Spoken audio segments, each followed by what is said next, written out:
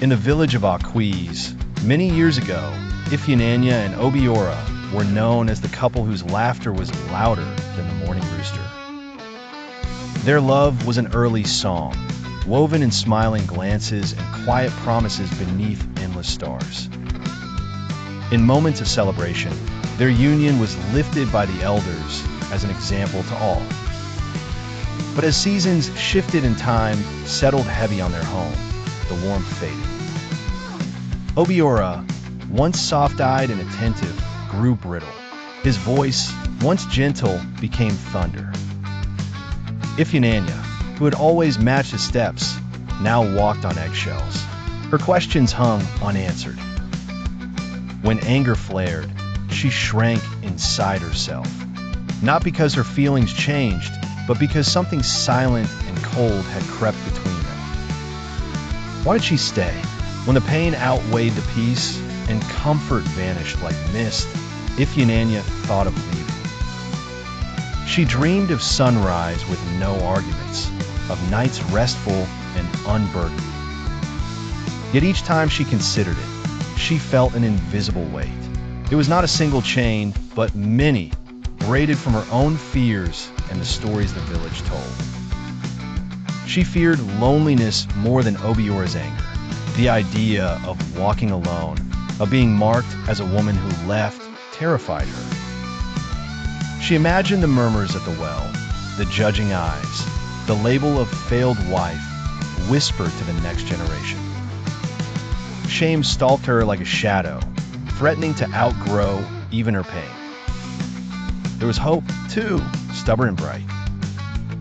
She clung to memories from their early days, Obiora offering her mango in the orchard, his laughter tumbling over her stories, his whispered vows under the moonlight. Part of her believed those days might return if only she tried harder, was more patient, or prayed more sincerely.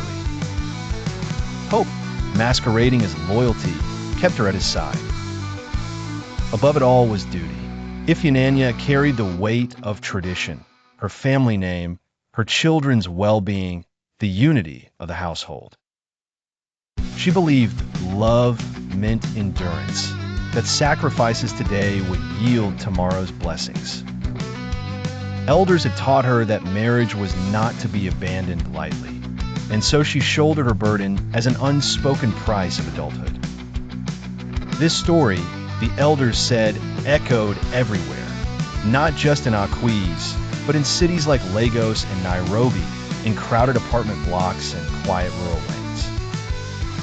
Yet change often begins in the quiet spaces, inside a heart barely daring to hope for something better. One evening, Ifeananya sat with a friend by the fire, speaking truth for the first time.